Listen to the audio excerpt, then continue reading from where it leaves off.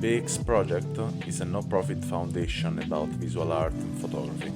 If you want to help us, just drop a donation on buymeacoffee.com/BerlinExplorer. So welcome to this 50 minutes of experience, and today I'm with Mary Crnkovic Pilas. Hi.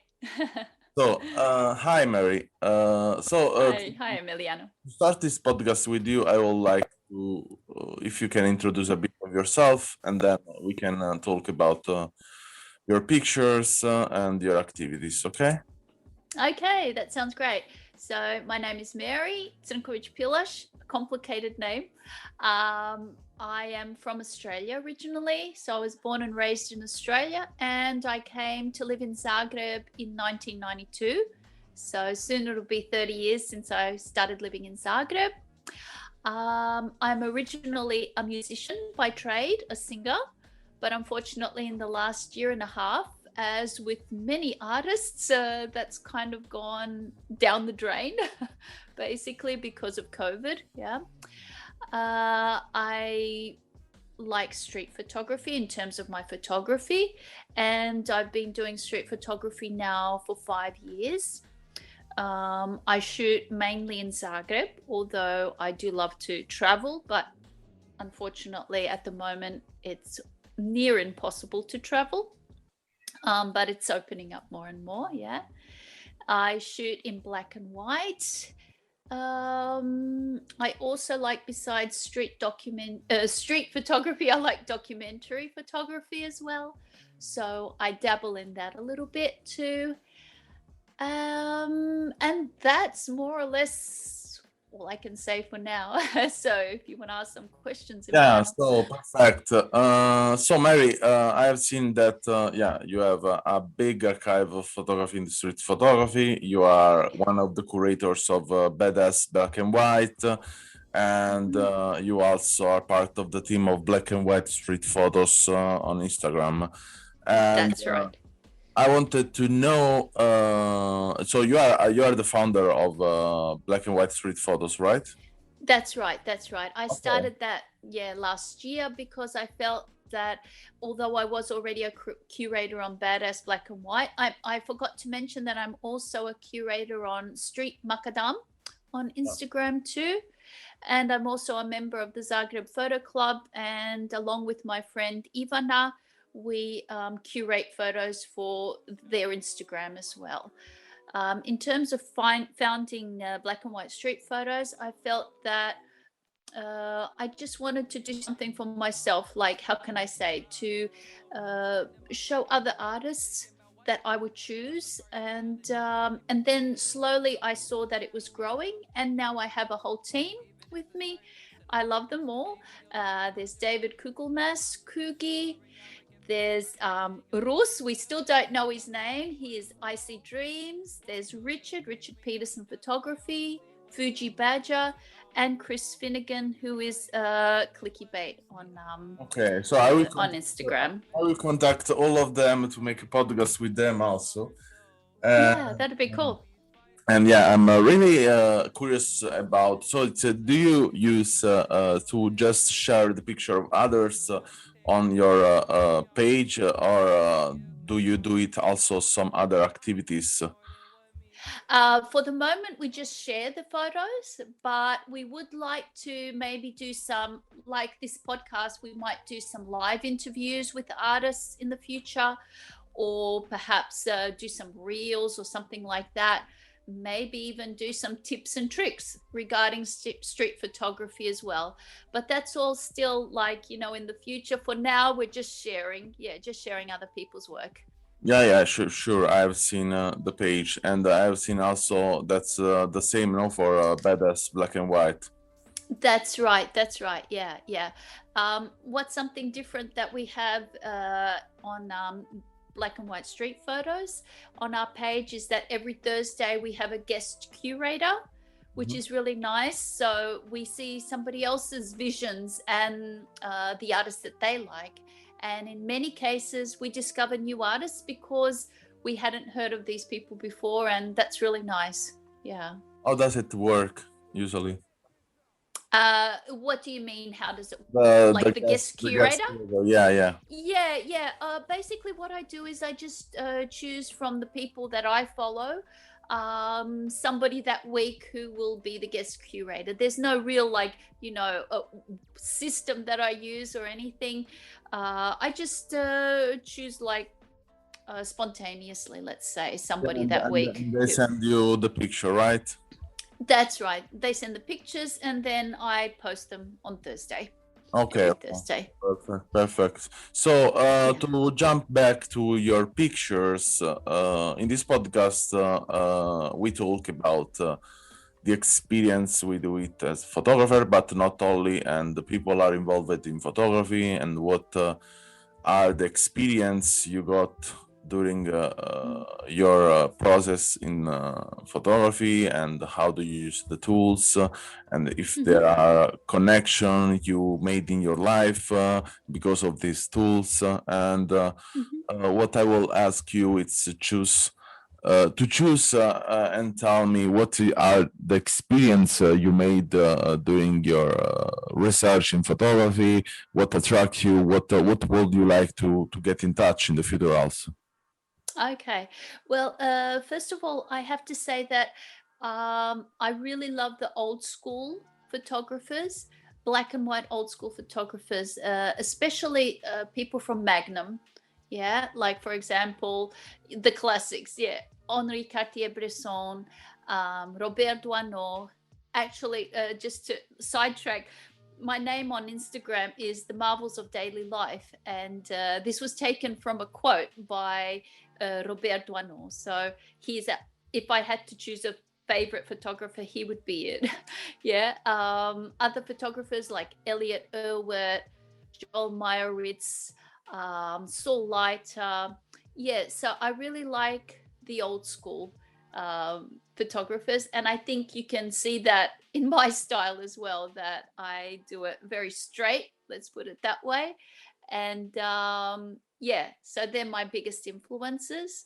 Definitely black and white, because I feel that I can convey more emotions with black and white. How can I say, there's no colors, there's no pops of red, for example, and stuff like that.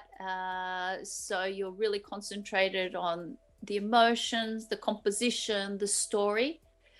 I would say that my biggest goal regarding my photography is to convey a story. So I do like storytelling a lot. And when I've been posting on Instagram, I used to do individual photos, but now more and more I like to do like a series of photos, and from, for example, 6 to 10 is the limit on Instagram per post. So I like to do series of photos because I feel that individual photos are wonderful and beautiful, of course, but I think I can convey more of a story when I have a series. Yeah. Because sometimes, for example, a photo of a hand, what does this mean? But if you put the hand and maybe then you put the face and then you maybe put a pigeon and something, you can tell a whole story, like a triptych or something like this. Yeah. I can tell you also about when I started doing street photography. Yeah, right. And that was after I completed the Camino de Santiago 5 years ago from Porto. I walked from Porto to Santiago de Compostela, so from Porto in Portugal to Spain, up in northern Spain.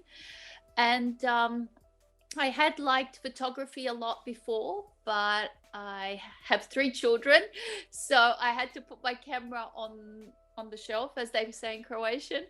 I basically had to hang up my camera and only took snapshots of my children while they were growing up. But it was after that Camino experience that I really started to love photography again. and most especially the street photography, because I was taking photos of people walking. I was taking photos of people, in the cities, in the countryside, and yeah, and it really opened up photography for me again after I did this walk. Yeah, so. So I would love to know if in your experience, did you Mhm. go in touch with someone in a way uh, you cannot forget? I mean, there's Oh, a there's so story. many. Yeah, I mean, yeah, for sure There's there are many, but yeah, there are someone many, yeah. come up to your mind right now. Yeah, there was one, well, a month and a half ago. So in July, I went again on the Camino, and I did the same Camino again from Porto to Santiago de Compostela. And there were many people, really a lot of people that I have like really interaction with, and that really stayed in my heart. Let's put it that way. But one lady in particular, and was in a place called Pontevedra. So this was in Spain, and she was sitting on a window. She was like on the first story, on the first floor, on a window, and I was walking along, and unlike the other walkers that just go from one place to another, I like to stop. I like to look around, and I saw her on the window up there, and she was very old. And later I talked with her neighbors. She's 96, okay, and she was sitting there, and she literally looked like a queen. She was like, she didn't have any crowd or anything like that, but she had some sort of aura. And then she saw me taking her photo, and she started posing, and it was like I couldn't believe it. And then I air blew her kisses, and she blew them back, and I sent her a hug, and she sent me a hug from the first floor. So it was a really, really nice experience. So I'll never forget that. But there are so many beautiful experiences like that where, later on, when they realize you're taking their photo, they start to smile. Then you talk to them later and stuff like that. But that is a recent experience that I really remember quite vividly. Yeah. Yeah, I feel it. That also the emotion go really deep, Yeah, definitely. And let's talk about. So you are totally in the straight photography of the You whole. could say that. You know? Yeah. Uh, Yeah, yeah. and what I like in some of your picture, especially the way you engage with the portrait, I have to say, maybe less for sure some other picture in the street, but yeah, we are not always lucky to find something in the street. That's sure. Definitely. And, True. what do you have right now, for example, on Instagram, 1052 posts, and do you feel that Instagram is the right place for you to show images? Yeah, you Ooh. as a curator in this case of different page on Instagram, and I asked to myself, it is the only way you share your work, or do you do it also exhibition or books or what else? Okay, so first of all, regarding Instagram, I have a love-hate relationship with Instagram, and I think everybody does. On the one hand, I love it because of the community and meeting different people from different places. For example, yeah, we met on Instagram. You found me on Instagram, and that was fantastic. And I have many other experiences like this. So I love that part of Instagram, the community, conversing with like-minded people, sharing photographs that people sometimes appreciate, sometimes don't. It depends. It doesn't matter at the end of the day, but it's the community that I love on Instagram. What I don't like about Instagram is, and I have been doing this less and less, is posting just to post, because the algorithm will do something and nobody will see it if I don't post every single day. So I have been posting less and less lately, because I'm very frustrated. I'm not sure if that's the right word, but I'm unhappy with the algorithm, let's put it that way. And again, I think that everybody's really frustrated with it because I don't get to see photos from other artists that I follow for God knows what reason. Also, Instagram is getting more into videos, which I am not into. I just do still photography. I do absolutely no videos whatsoever. Unless it's, like a concert of my kid or whatever, I just don't do video. And yes, so it has that wonderful aspect of the community, of being able to share your work on a platform, but it also is very frustrating with the artificial intelligence, the algorithm, which, and for example, some of my friends' accounts have disappeared. I have several friends, for example, Street Badass, Todd's account disappeared. He doesn't know why, because the algorithm thought he's a bot. Another friend's page, the pictorial list, disappeared as well for the same reason.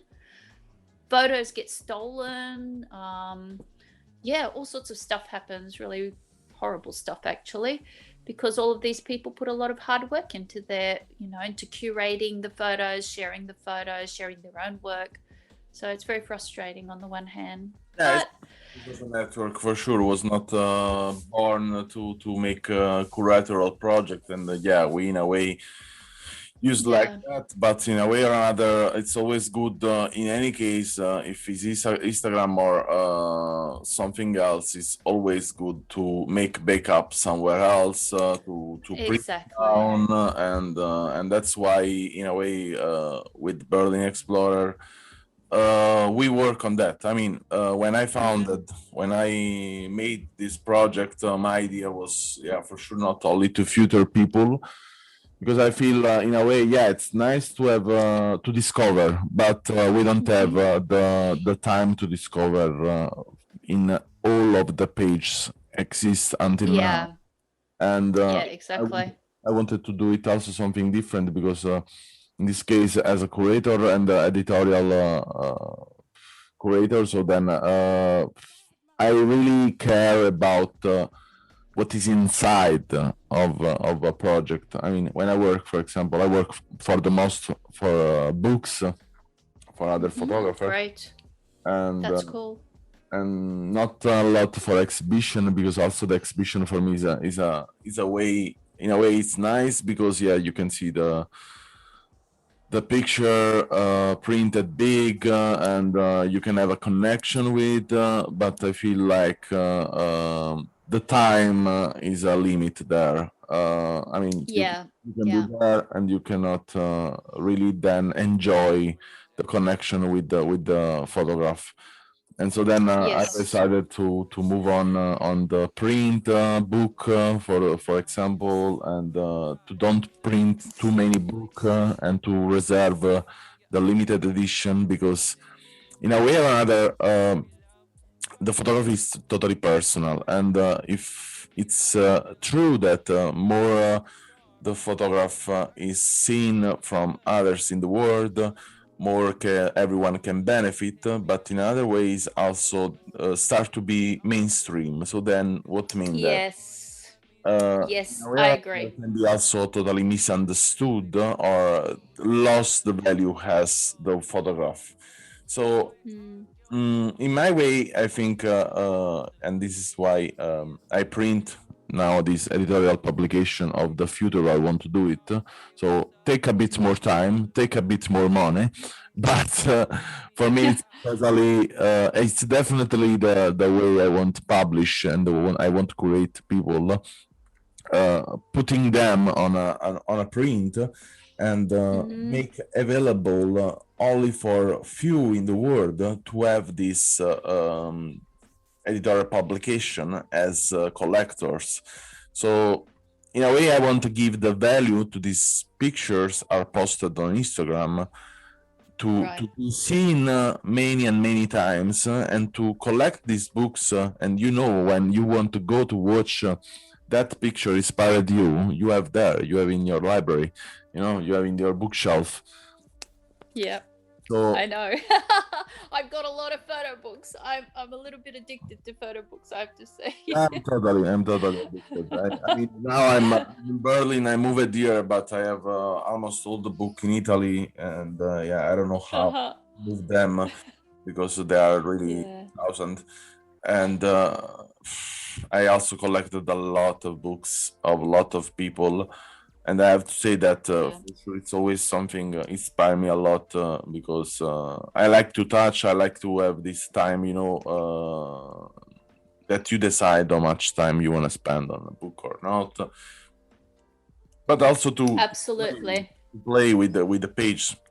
Sometimes in my work, for example, I try to work much more on the layout design and to compose sometimes in a different way than a classical way to make a kind of game inside of the book, an invisible game that you can know only there is this playing when you are watching until the end. Right. Cool. And That sounds really cool. Yeah. so to go back, because we were totally off topic, to get pictures, what do you will love to experience in the near future? Okay, so sorry, Emiliano, just to finish your question, I'll be very short Yeah, because you asked me what else instead of Instagram as well. Well, I also have a web page. I think I sent it to you, and it's also the yeah. marvelsofdailylife.com. But also in terms of exhibitions, I have been at many exhibitions in terms of like single photos or maybe like a small series of photos, but I've never had my own solo exhibition. So this is to connect you with the next question. This is something that I would like to do definitely Yeah. in the future, is to have a solo exhibition. So that's my big, let's say, goal or whatever, wish, desire, whatever you want to call it. And regarding books, I would like to also self-publish or publish with someone a book about, maybe Zagreb or some sort of topic, maybe just umbrellas. I love rain and umbrellas. I think you might have noticed Yeah. that too Yeah, on there's my a feed. lot of Uh, yes, a lot of dogs. There are a lot of shadow. lot of dogs. Yeah, lots of dogs. I love dogs as well. Another favorite subject. And group of So yeah, people also. You have a lot of group of people. yes, that's right. So, maybe for me to have a really close look at my photos and to select a subject or a topic and do something with them, not just let them, die on Instagram. Just That kidding. and that's But I wanted to go with because it's what I do, and then yeah, it was my curiosity. yeah. So yeah, that's my wish, to have one day a solo exhibition, hopefully, I hope, and also to publish something. Yeah. Yeah, My own. that's really nice. So thank you a lot for your time, Mary. And Thank you, Emiliano. Thank if you. anyone want to see the work of Mary, that's a lot of stuff. Can go on the and we'll find the page, the personal page of Mary, the website, and all the account she managed as a founder, as curator, but as black and white street photos, photo club, Zagreb, street macadam, and so on. And if do you want to engage this podcast, you can click on the last link on description for a voice message, and then you can comment, cryptic, or what else you want to do it. So it was nice to meet you, and was, I think, a great opportunity. Thank you, Emiliano. It was great meeting you and talking with you. And thank you again for this opportunity. Thank you. Thanks for listening to our podcast. Learn more about our project at allmylinks.com/Berlin Explorer or visit our Instagram and follow Berlin Explorer Project.